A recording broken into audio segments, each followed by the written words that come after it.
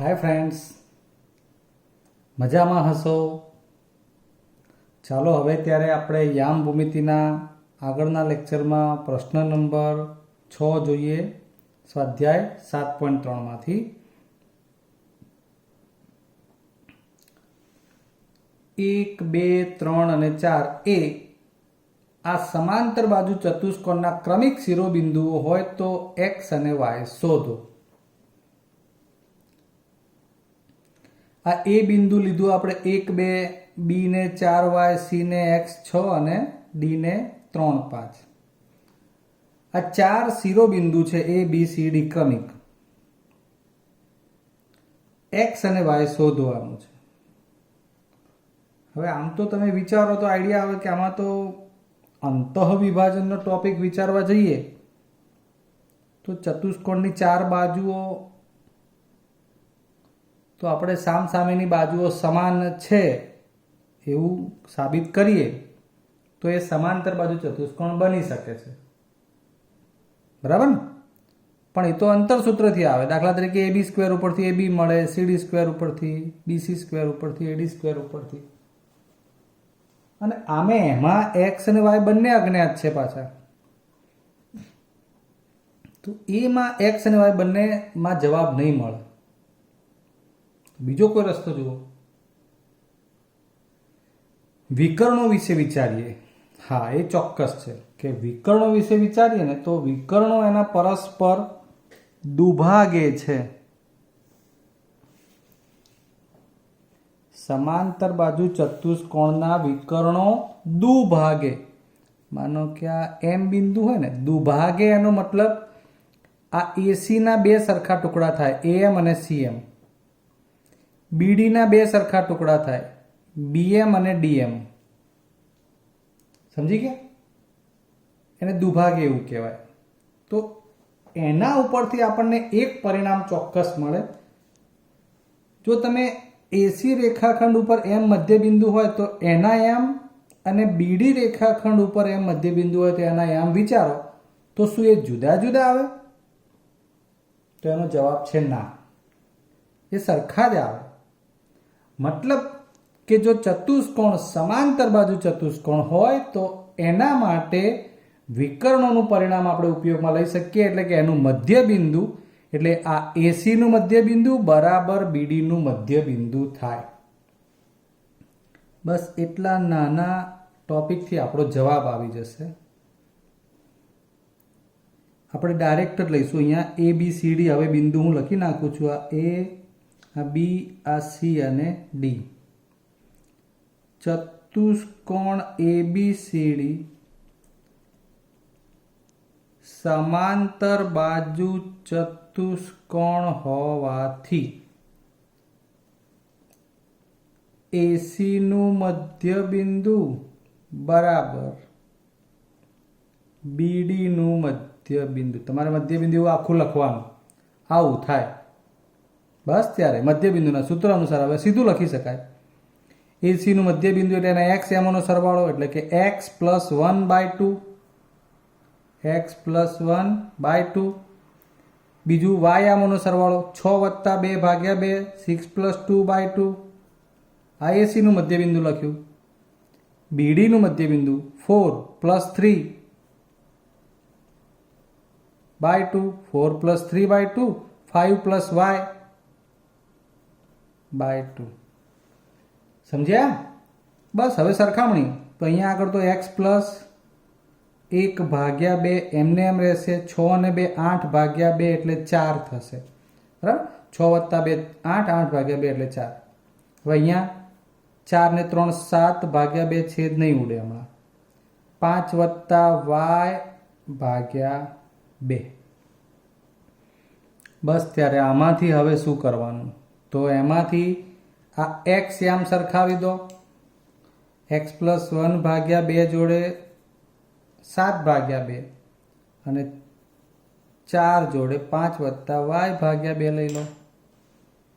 માટે છૂટું કરી દઈએ. x + 1/2 બરાબર 7/3 અને 4 બરાબર 5 + y/2. બે બે તો ઉડી જશે, સામસામે એક એક પદ છે. x પ્લસ 1 બરાબર 7 અને માટે x બરાબર 6.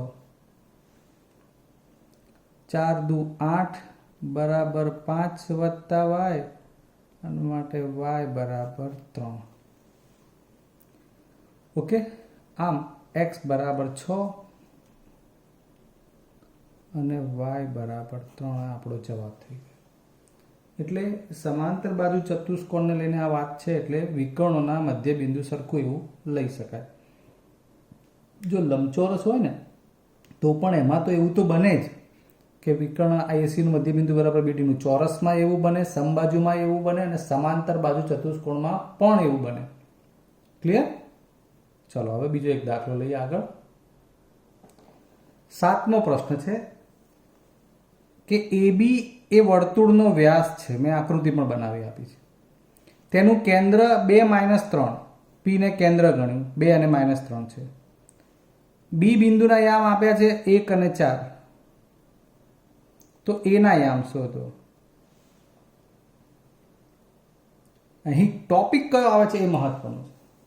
તો વર્તુળનો વ્યાસ અને આ કેન્દ્ર, વ્યાસ અને કેન્દ્ર. વ્યાસ એ એક રેખાખંડની આકૃતિ છે. કેન્દ્ર એ આ રેખાખંડ AB એટલે કે વ્યાસ માટે શું બને? તો એટલી તો આપણને ખબર જ છે કે P થી A અંતર અને P થી B અંતરે ત્રિજ્યા બનતી હોય. જે સરખી થતી હોય તો P એ આમે મધ્ય બિંદુ બને. એટલે વર્તુળનું કેન્દ્ર એ તેના વ્યાસનું મધ્ય બિંદુ જ હોય.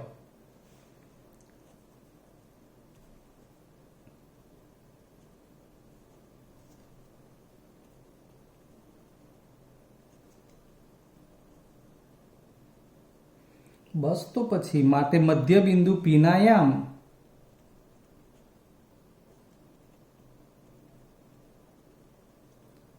આપણે લખીશું નીચે. એના માટે સૂત્ર અનુસાર A ના યામ આપણે લઈ લઈએ.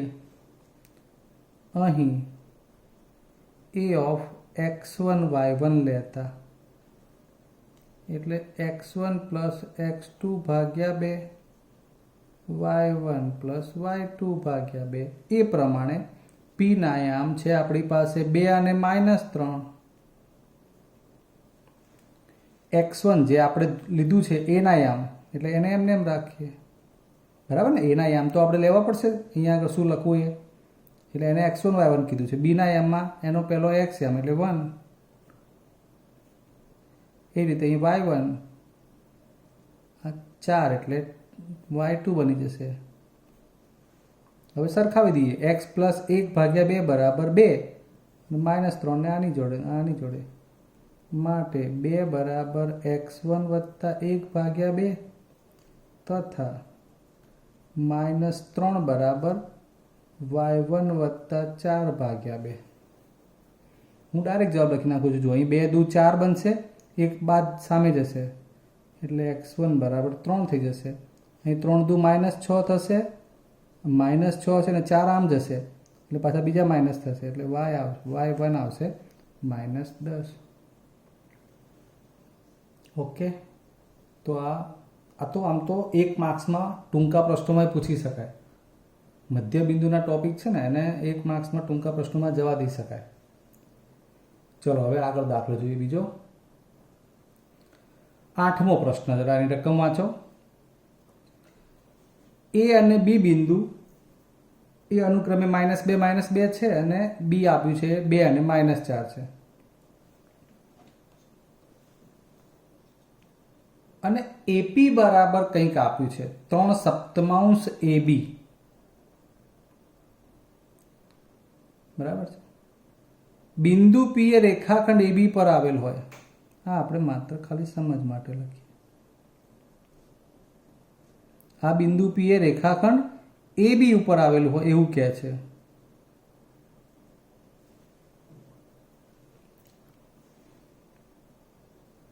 તો P ના યામ શોધો. ટોપિક તો કંઈક આપણે અંતઃવિભાજનનો ભણીએ છીએ એવો જ થાય છે.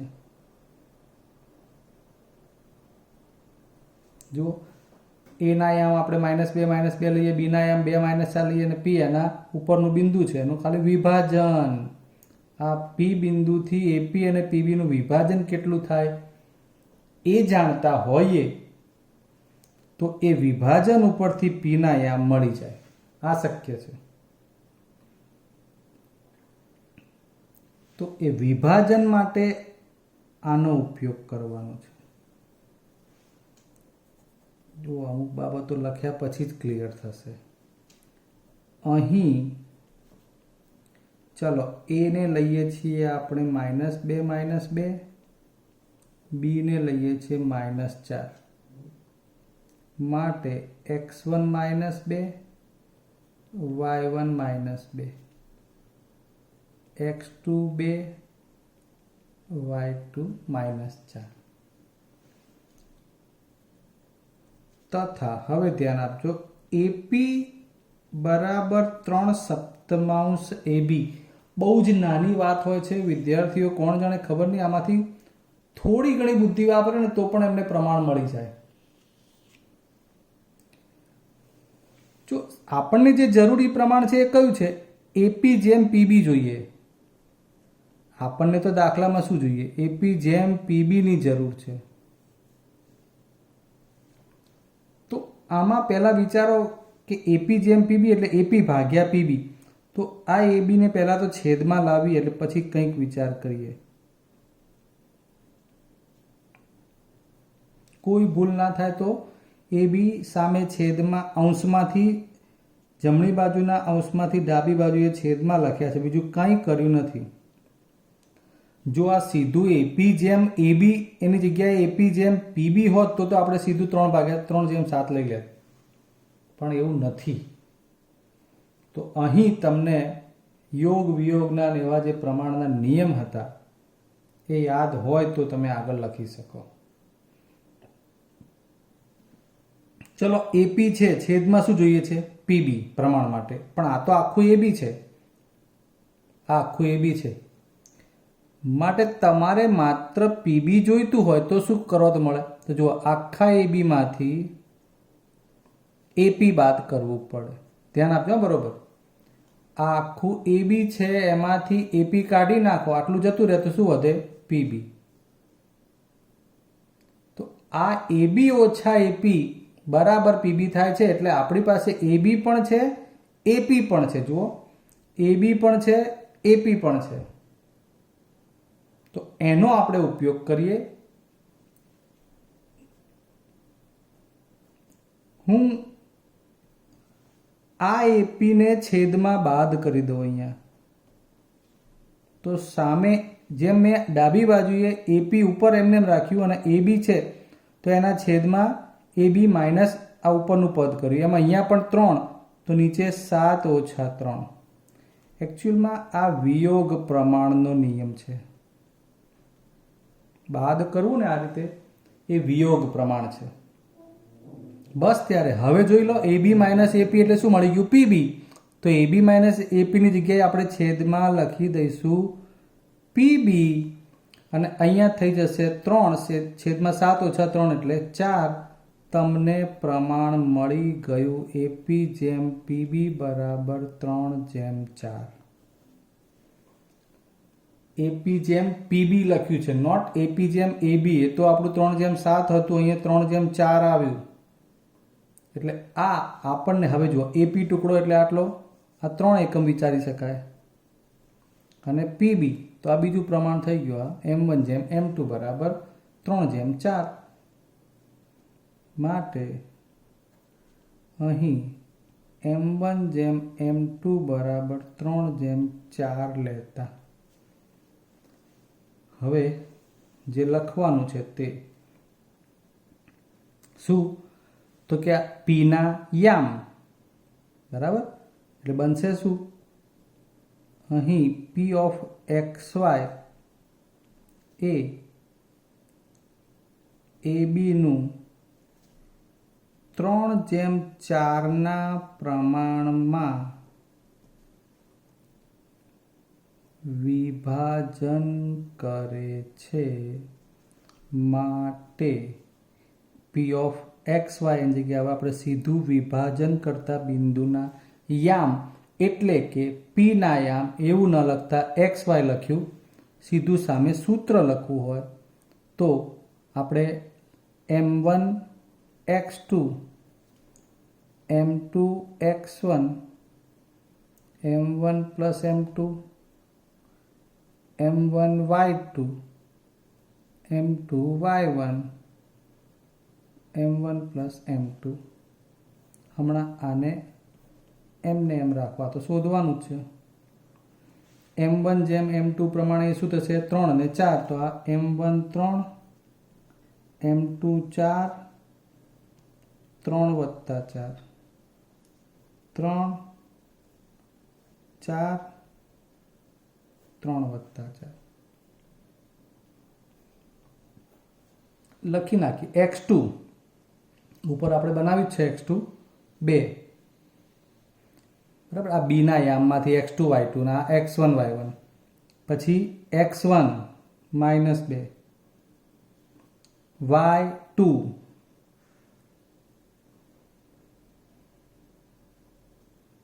-4 અને y1 -2 3 દુ 6 6 ઓછા 8 એટલે -2 ભાગ્યા 7 4 તરી -12 ને 4 દુ 8 -12 ને -8 એટલે -20 ભાગ્યા 7 માટે આ પી ના યામ થઈ ગયા -2 સપ્તમાંશ -20 સપ્તમાંશ. ખબર પડી મિત્રો? ચલો હજુ આગળ દાખલા જોઈએ.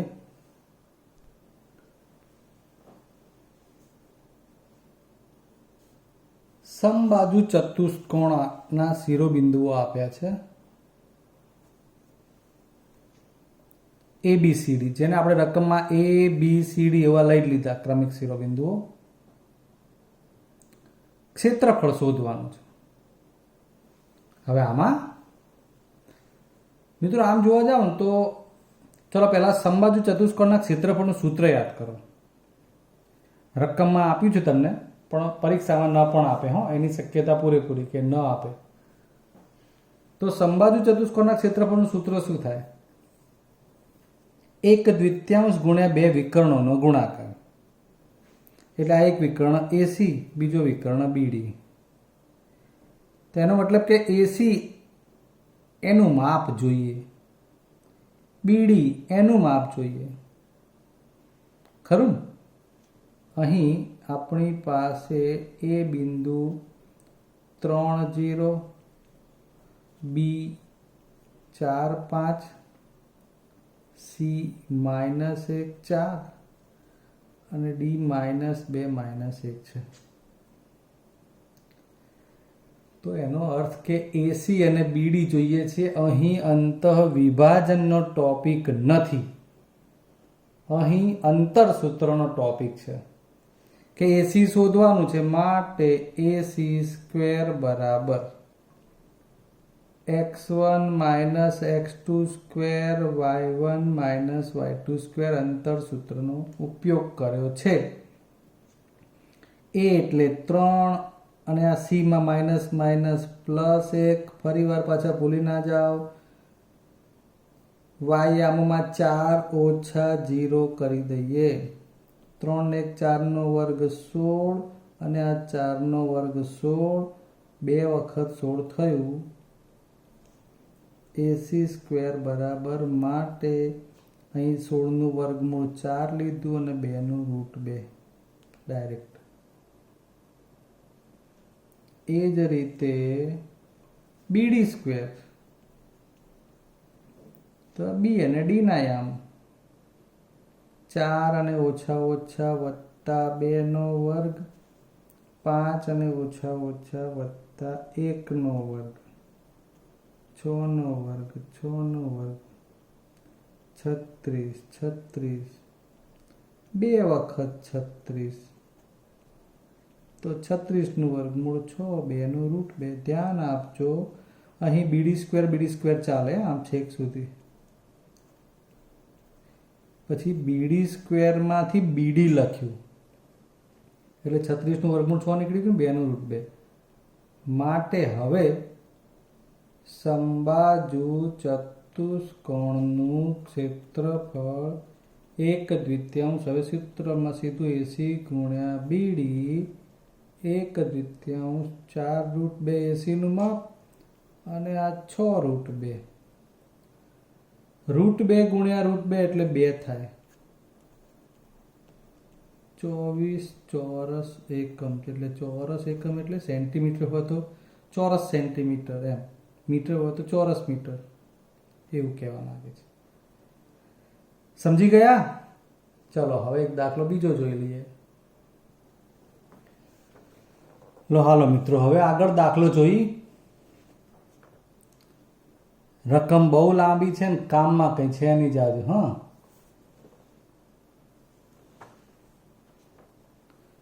તમારી શાળાના લંબચોરસ આકારના મેદાન, આ લંબચોરસ આકારનું ABCD મેદાન છે. એમાં રમત ગમત દિવસની પ્રવૃત્તિઓ યોજેલ છે. ચોક પાવડરની મદદથી 1 મીટરના અંતરે રેખાઓ દોરેલી છે. એટલે આ પહેલી રેખા એ બિંદુથી આ 1 મીટરની, આ બીજી આ બીજા 1 મીટરની, એટલે ત્રીજી આ ત્રીજા 1 મીટરની. એટલે આમ વિચારવા જાઓ તો બધી 1 મીટરે રેખાઓ છે આ, બરાબર. આકૃતિમાં બતાવ્યા પ્રમાણે એડી પર પ્રત્યેક 1 મીટરના અંતરે હોય તેવા 100 ફૂલના કુંડા મૂક્યા છે. અહીં એથી પહેલા 1 મીટર એક કુંડું, પછી બીજા 1 મીટરે બીજું કુંડું, ત્રીજા 1 મીટરે ત્રીજું કુંડું, એમ 1 2 3 એવા 100 કુંડા મૂક્યા છે. આપણા માટે હાલ આ આકૃતિ યામ ભૂમિતિના પ્રકરણ અનુસાર એક્સ અને વાય અક્ષનો વિચાર કરીએ તો આ જે છે એ એક્સ અક્ષ બની જાય, જેમાં 1 2 3 4 5 એ રીતે છે. આ વાય અક્ષ બની જાય 1 2 3 એવું 100 સુધી છે, 100 કુંડા છે. અંતર બધામાં સરખું છે. અહીંયા પહેલું 1 એકમ છે તો અહીંયા પણ 1 એકમ છે, એવી રીતે બીજું 1 એકમ છે તો બીજું 1 એકમ છે, બરાબર. હવે શું કહે છે જુઓ કે નિહારિકા બીજી હરોળમાં દોડે છે, એટલે આ એના માટે એક્સ એમ 2 બની ગયો. હને કેટલું દોડે છે એ આમ ઉપર જાય, એનો મતલબ કે આ વાય અક્ષ તરફ થયું. એટલે જેટલું દોડે છે એ જેટલું થાય એ એનો વાય આમ બની જાય, એ જોઈએ. બીજી હરોળમાં દોડે છે અને તેણે એડી નું 1/4 ભાગનું અંતર કાપ્યું છે. આ એડી એટલે આ રહ્યું એ, અને છેલ્લું કુંડું જ્યાં બન્યું હોય તે, એટલે 100મું કુંડું, 100 કુંડા છે ને, એટલે 100 એકમ અંતર થયું. 1 મીટરના અંતરે કુંડા છે એટલે 100 મીટર થયું. તો નિહારિકા અહીંથી દોડે એટલે આ તો આમ સ્થાન એક્સ અક્ષ ઉપર ભલે 2 આમથી 2, પણ અહીં 0 થી વિચાર કરો ને, અહીં 0 એટલે ઉપર આમ કેટલું દોડે છે, આખા એડીનું, આ એ થી ડી એટલે આ 100 જે છે ને એના ચોથા ભાગ જેટલું, એટલે ઓલરેડી 25 મીટર એવી ખબર પડી જાય. એટલે આપણે લખ્યું નિહારિકાએ કાપેલું અંતર 1/4 ગુણ્યા એડી, એટલે એડી માપ છે 100, એટલે 25 મીટર અંતર કાપ્યું. એટલે એનો વાય આમ બની જાય 25, એનો વાય યામ બની જાય 25 અને એક્સ યામ બની જાય 2. આ નિહારિકા માટે એન કહો. એટલે આ જે ધ્વજ ફરકાવે છે ત્યાં જઈને, ત્યાં લીલો ધ્વજ ફરકાવે છે, એટલે આ નિહારીને કારણનું જે ધ્વજ ફરકાવવાની જગ્યા છે એ બિંદુને આપણે આલેખમાં ફોકસ કરીને નિહારિકાના ઉપરથી એન કહ્યું, જેનો એક્સ યામ એટલે આ 2 થાય અને વાય યામ એટલે એને કાપેલું ઉપરનું અંતર 25 મીટર થાય. એન બિંદુના યામ બની ગયા 2 અને 25. હવે પ્રીત એ 8મી હરોળમાં દોડે છે, એટલે સ્વાભાવિક છે કે 1 2 3 4 5 8, આ 8મી હરોળ, એટલે એનો એક્સ યામ પ્રીત ફોર પી લઈ લો, 8 એવું ફિક્સ. કેટલું દોડે છે એવા યામ જુઓ, અને તેણે એડીનું 1/5 ભાગ જેટલું અંતર કાપ્યું છે. તો આ એ થી ડી ઉપર આમ ઉપર જાય એટલે 5મો ભાગ, એટલે એડી પ્રીતે કાપેલું અંતર એટલે 1/5 ગુણ્યા 100, 20 50 100 એટલે 20, એટલે આનો વાય યામ બની ગયો 20. આમ જ્યાં ધ્વજ ફરકાવે છે એ બિંદુઓને એન અને પી લઈ એના એક્સ અને વાય આમ આપણે કમ્પ્લીટ કરી નાખ્યા છે. હવે આ બંને ધ્વજ વચ્ચેનું અંતર કેટલું લો. એનના યામ છે 2.25 તથા પીના યામ છે 8 અને 20. કહો જોઈ બંને વચ્ચેનું અંતર શોધવું હોય તો શું કરશો તમે? એનપી સ્ક્વેર અને પછી એનું વર્ગમૂળ એનપી એ આપણો બે બિંદુ વચ્ચેના અંતરવાળો જવાબ થઈ જશે. આ પછી લખ્યું છે કે જો રશ્મિએ આ બંને ધ્વજને જોડતા રેખાખંડના મધ્ય બિંદુ ઉપર વાદળી ધ્વજ ફરકાવવાનો હોય તો તે ધ્વજને ક્યાં ફરકાવશે? મિત્રો આડકતરી રીતે તમને શું પૂછે છે તમારે એ સમજવાનું. રકમવાળા દાખલામાં એક સામાન્ય સમજ હોય એ તમારે જરા વિચારવાની થતી હોય. આ બે બિંદુનું મધ્ય બિંદુ કહી દીધું છે. અહીંયા ધ્વજ ફરકાવે રશ્મિ તો એ ક્યાં ફરકાવશે? એનો મતલબ કે જ્યાં ફરકાવે છે એ બિંદુ અને એ બિંદુના યામ. બરાબર છે. એટલે રશ્મિએ શું કર્યું છે? લીલા ધ્વજ અને લાલ ધ્વજના સ્થાનોને જોડતા રેખાખંડના મધ્ય બિંદુ પર વાદળી ધ્વજ ફરકાવ્યો છે. એટલે ત્યાં માનો કે તમે આર બિંદુ રશ્મિ ફોર કહો તો એ રશ્મિના આર બિંદુનું સ્થાન એટલે શું બની જાય? મધ્ય બિંદુ. કોનું? એન અને પી ને જોડતા રેખાખંડનું. એટલે તમારે એ પણ જાતે જ કરવાનું. એટલે મધ્ય બિંદુના યામ પ્રમાણે તમને એ પણ જવાબ મળી જશે. તો મિત્રો અહીં આપણે તમારા પુસ્તકના સ્વાધ્યાય 7.2 એના બધા જ દાખલા અગાઉના વિડીયોમાં અને આ વિડીયોમાં આપણે પૂરા કર્યા છે. હવે હજુ પણ આપણે ક્યાંક અલગ અલગ પ્રકારના દાખલા જોવાના છીએ. એ આવતા વિડીયો જોઈશું. ત્યાં સુધી તમારે દર વખત કહ્યું છે એ પ્રમાણે એક્સ્ટ્રા દાખલા તમારી જોડે જે કોઈ પણ સામયિક હોય એમાંથી ગણતા રહેવાનું. રજા લઈએ. જય હિન્દ.